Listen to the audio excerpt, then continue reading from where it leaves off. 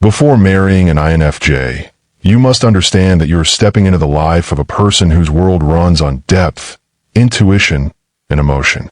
The INFJ personality is one of the rarest, but also one of the most complex. They love differently, think differently, and process the world in ways that most people can't immediately understand. To love them right, you must learn to see beneath their quiet surface, because beneath that calm exterior lies an emotional ocean that runs infinitely deep. The first thing to know is that INFJs don't do shallow relationships. They don't fall in love casually, and they don't give their heart easily. When they choose you, they've thought about it 1,000 times over. They've observed, analyzed, and even imagined your future together long before you might have realized they were serious. They are slow to trust, but once they do, they love with a devotion that borders on sacred. You become part of their inner world, and they will protect that bond with a loyalty that's almost unbreakable. However, this depth also means they will expect authenticity from you. Pretending, half-truths, or emotional games are deal breakers. To an INFJ, love without truth is not love at all. If you want to truly understand yourself and unlock your full potential as an INFJ, check out the INFJ Playbook today. The link is in the description of this video. INFJs are dreamers, but they are also deeply grounded in purpose. Their idea of marriage is not just companionship. It's a spiritual and emotional partnership. They want to grow with you, heal with you, and build something meaningful together. They crave emotional connection on a soul level, not just physical intimacy. To them, marriage is a sacred space where both partners evolve into better versions of themselves. If you're looking for someone to simply fill your loneliness or share routines with, an INFJ will feel like too much, too intense, too reflective, too deep. But if you're ready for love that transforms, they're the kind of partner that will change your life forever. One thing people often misunderstand about INFJs is their solitude. Even in love, even in marriage, they will need time alone. This isn't rejection, it's restoration. Their mind is constantly absorbing emotions, analyzing situations, and processing meaning. Silence is their therapy. When they withdraw, it's not to escape you, it's to reconnect with themselves. If you can respect their need for solitude without taking it personally, you will have discovered one of the keys to their heart. But if you try to smother them or misinterpret their quietness as disinterest, you'll only drive them deeper into their shell. INFJs communicate differently too. They feel more than they speak. Sometimes they'll go quiet, not because they have nothing to say, but because they are weighing every word, trying to express emotions that are almost impossible to put into language. They long for a partner who listens not only with the ears, but with the heart. Someone who can sense their mood shifts and understand the unspoken. When they feel emotionally safe, they open up in ways that are breathtakingly vulnerable. They'll tell you their fears, dreams, and philosophies on life. They'll let you into their mind, which is a labyrinth of intuition, creativity, and empathy. That kind of openness is a gift they give rarely and with great care. But make no mistake, marrying an INFJ isn't easy. Their sensitivity, which makes them so compassionate and emotionally intelligent, can also make them deeply affected by conflict. Harsh words or careless actions can wound them more than they'll admit. They often hide their pain behind a calm face because they dislike confrontation and hate disappointing others. If you've hurt them, they might not lash out or argue. They'll simply retreat, emotionally and mentally, until they feel safe again. The way you handle conflict with them will determine whether your relationship grows stronger or begins to crumble. The best way to resolve issues with an INFJ is through calm, honest conversation, not aggression or manipulation. They can sense dishonesty instantly, and once their trust is broken, rebuilding it is a long and delicate process. INFJs also tend to carry the emotional weight of those they love. In marriage, they will often prioritize your needs, your happiness, and your healing before their own. They'll listen to your worries, comfort you, and try to understand you in ways few people ever could. But this selflessness can easily become exhaustion if it's not reciprocated. They need a partner who recognizes their emotional labor and pours back into them. They need someone who sees their silent sacrifices and appreciates them, someone who reminds them that they don't always have to be the strong one. If you take their kindness for granted, they won't explode in anger. They'll simply begin to fade, piece by piece, until one day they're gone emotionally, even if they're still there physically. Marrying an INFJ also means learning to live with their contradictions. They can be fiercely independent, yet crave deep connection. They are gentle and compassionate, but their moral boundaries are like steel. Once crossed, forgiveness is hard to earn. They appear calm and composed, but beneath the surface, they feel everything with tremendous intensity. They are idealists who dream of perfect love, yet they are also realists who see the flaws in human nature with almost painful clarity. Loving them means accepting that you're with someone who is both light and shadow, someone who sees the beauty and the brokenness in everything, including you. Another truth about INFJs is that they are builders of futures. Once they love you, they begin to envision what your shared life could become. They will talk about your goals, your dreams, your impact on the world together. They want to build something lasting, not just a marriage, but a shared legacy. They'll encourage your growth, push you toward your purpose, and sometimes challenge you to see beyond your limits. If you're resistant to change or uncomfortable with deep introspection, this can feel overwhelming. But if you embrace their vision, you'll find yourself becoming more than you ever thought you could be. Emotionally, INFJs are intense. They don't half-love, they love completely. They want to know every layer of you, from your insecurities to your wildest ambitions. They'll love you through your darkness, but they'll also expect growth. They believe in healing, in transformation, in becoming whole together. But if you betray their trust or treat their emotions lightly, they'll retreat into a protective stillness.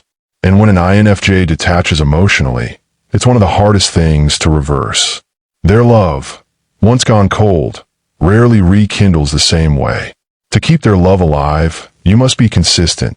Not perfect, but real. You'll also need to understand their idealism. INFJs often romanticize the idea of deep connection and soul-level understanding. They might expect a level of emotional transparency that can feel demanding if you're used to hiding behind logic or pride. They crave sincerity, mutual vulnerability, and emotional alignment. The best way to love them is to meet them halfway, to let them see your humanity, flaws, and all. They don't need perfection. They need presence. Their intuition will also surprise you. INFJs have an uncanny ability to read emotions, even when you try to hide them. You might not even say a word, but they'll know something is off. This can feel magical or intimidating, depending on how transparent you are. They crave honesty, so pretending or masking your feelings will only confuse and distance them. They respect emotional honesty, even when it's messy, far more than a polished lie. You must also understand that INFJs see love as purpose. For them, marriage is not about convenience or comfort. It's about destiny. They see love as a mission, something sacred that must reflect growth, faith, and meaning. If you're the right one, they will give you a kind of devotion that feels rare in this world. They will stand by you when others walk away, believe in you when you've stopped believing in yourself, and love you not because of what you do, but because of who you are. But they also expect you to meet them on that level, not in perfection, but in authenticity and effort. One of the things you'll gradually learn after marrying an INFJ is that their love language is layered, often subtle, poetic, and almost invisible to those who aren't paying attention. They might not shower you with loud affection or constant words, but they will express their love in 1,000 quiet ways. Remembering what you said weeks ago, noticing the slightest change in your tone, or leaving you space when they sense your mind is heavy. INFJs are incredibly attuned to emotional undercurrents. To be their partner, you must learn to listen between the lines, to see love in gestures rather than grand displays. You'll also notice that INFJs are perfectionists in the way they love. They hold themselves to high standards in every part of their life, including marriage. When they make a mistake or feel they've hurt you, they'll dwell on it longer than you might expect. They can overthink small arguments and replay words in their mind for days, trying to understand what went wrong and how to make it right. Their introspection is endless, and while this makes them sensitive partners, it can also make them emotionally tired. You'll need to remind them that love doesn't require perfection. it requires grace. Encourage them to rest, to forgive themselves, and to simply be instead of constantly becoming. They find comfort in gentle reassurance, not correction. Another truth about INFJs is that they crave emotional honesty, but they struggle deeply when faced with emotional chaos. They don't thrive in environments filled with shouting, drama, or manipulation. These things drain them. Their nervous system is wired to pick up every emotional vibration around them, so living in constant tension can make them shut down completely. They value peace, not silence born of fear, but genuine emotional calm that allows both of you to breathe and reconnect. For this reason, creating a marriage filled with gentleness, clear communication, and forgiveness is vital. When the home feels like a safe sanctuary, an INFJ will blossom in ways you've never seen. Their creativity will also color your marriage in beautiful ways. INFJs are often visionaries, artists, or thinkers, and their imagination brings depth to everything they touch. They will turn ordinary moments into symbolic ones. A simple walk into a reflection about destiny, a dinner conversation into a discussion about meaning and purpose.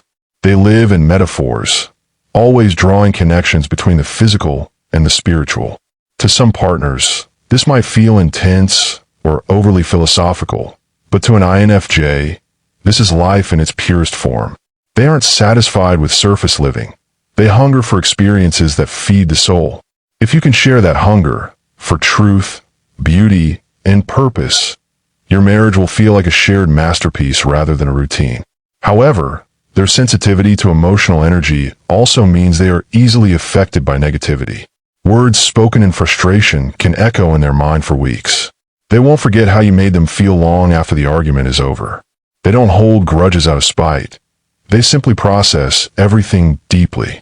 To heal an INFJ's heart, it takes sincerity, not grand gestures. A heartfelt apology, gentle eye contact, or a silent embrace can mean more to them than elaborate plans or promises. They value emotional alignment over theatrics. You should also know that INFJs tend to see the best in people, sometimes to their own detriment. They can romanticize your potential, seeing who you could be rather than who you are. While this is born out of hope and love, it can create unrealistic expectations over time. They might become disappointed if they realize you aren't evolving as they imagined, not because they don't love you, but because their heart is wired to believe in transformation. The best way to ground that dynamic is through open communication. Let them see that growth doesn't always look like leaps. Sometimes it's just consistency, patience, and small, steady change. When they understand that progress can be quiet, they'll relax and appreciate the beauty of simply being present together. INFJs also have an intricate relationship with control, not because they want to dominate, but because they fear chaos. They like to understand things, predict outcomes, and prepare emotionally for what might come. In marriage, this can manifest as overthinking the future or worrying excessively about emotional security. You'll need to assure them that not everything has to be figured out at once. Remind them that uncertainty doesn't always mean danger. Sometimes it means adventure. When they feel safe enough to surrender control, their spontaneity and sense of wonder emerge, and they become one of the most life-enriching partners you could ever have. Another profound thing to understand is that INFJs are old souls. They often carry an unexplainable melancholy, even in moments of joy. This isn't sadness in the usual sense. It's more like an awareness of life's fragility, a sensitivity to the world's pain. They can cry at beautiful music, ache over injustice they can't fix, and feel joy so deeply that it almost hurts. Marrying an INFJ means learning to hold space for that emotional duality. You can't always cheer them out of their quiet moods. Sometimes, you just need to sit beside them and share the silence. When you do, you'll notice how they glow softly in those moments, because to them, being understood is the greatest comfort of all. INFJs are also deeply spiritual beings. Regardless of religion, they have an innate connection to something larger than themselves, a moral compass, a sense of destiny, a belief in purpose. They often feel their love as part of a divine story. They pray for their partners, meditate for peace, and seek meaning in everything they do together. If you share that spiritual wavelength, your connection will be profound. If you don't, it's important to still respect that part of them. Never mock their faith or depth. It's the source of their strength and emotional resilience. It's what allows them to keep loving even when life gets hard. INFJs have emotional seasons. There are days when they are radiant, full of insight and passion, and days when they withdraw into stillness to recharge. These cycles are not mood swings. They are part of their emotional rhythm. Pushing them to be constantly cheerful will only make them mask their true feelings. But giving them space to flow naturally between introspection and expression will create a more stable and honest love. They thrive when they feel accepted in all their emotional colors, not just the bright ones. They love with eternity in mind. Even when life gets difficult, even when circumstances change, their love remains anchored in loyalty and vision. They see the relationship as something sacred, something that should evolve, not erode. When they say, "I love you," it isn't a phrase, it's a vow. They will keep trying, keep nurturing, keep believing long after most people would have walked away. But that level of love also demands respect. If you ever take it lightly, if you ever make them feel unseen or manipulated, they will quietly begin to withdraw, and when they finally leave, emotionally or physically, it will be final. They don't return to what once shattered their trust. To marry an INFJ is to accept a love that is both gentle and fierce, mysterious yet grounding, spiritual yet real. It's to hold hands with a soul that sees the invisible, feels the unspoken, and believes that love can change the world. They will challenge you to grow, to reflect, and to dream bigger than you ever have.